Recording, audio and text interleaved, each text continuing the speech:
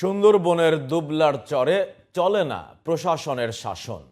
সাগর বন সবখানেই নিয়ন্ত্রণ করে সাহেবদের সরকার। তাদের নিয়ন্ত্রণে চরের ৩০,০০০ জেলের জীবন জীবিকা।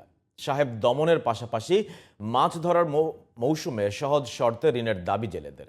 বাংলা প্রতিনিধি মনিরুল ইসলাম দুলুর ৩ পর্বের ধারাবাহিকের আজ দেখুন প্রথম পর্ব, জানাচ্ছেন জামান আশরাফ। সুন্দরবনের দক্ষিণে অবস্থিত দুবলার চরে র্যাবের তৎপরতায় দস্যুমুক্ত হলেও এখনও কমেনি তাদের দাপট। মাছ আহরণ বেশি হলেই একমাত্র মুঠোফোন কোম্পানিটির নেটওয়ার্ক করা হয় বিচ্ছিন্ন।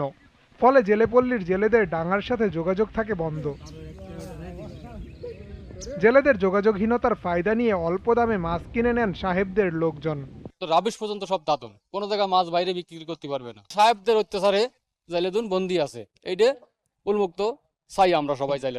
এর থেকে বিরতি পাচ্ছি না, টাকা তো সব বদ ধরে নিয়ে যায়। মাছ মেরে ডাঙ্গি এনে শুকোই, মানুষজন নিয়ে শুকোই, তারপর চালান করি। এ চরের শুটকির ব্যবসায় নিয়ন্ত্রণ এখন প্রয়াত অবসরপ্রাপ্ত মেজর জিয়াউদ্দিনের ভাই কামাল উদ্দিন আহমদের হাতে। তার নির্যাতন ও শোষণে তটস্থ থাকলেও ভয়ে অভিযোগ করেন না কেউই।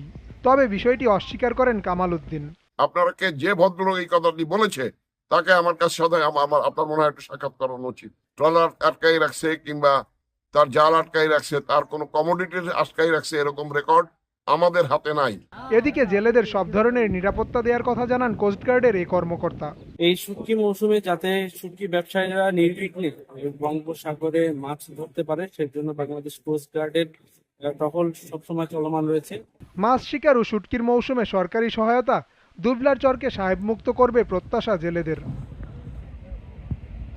জামান আশরাফ, জিটিভি নিউজ।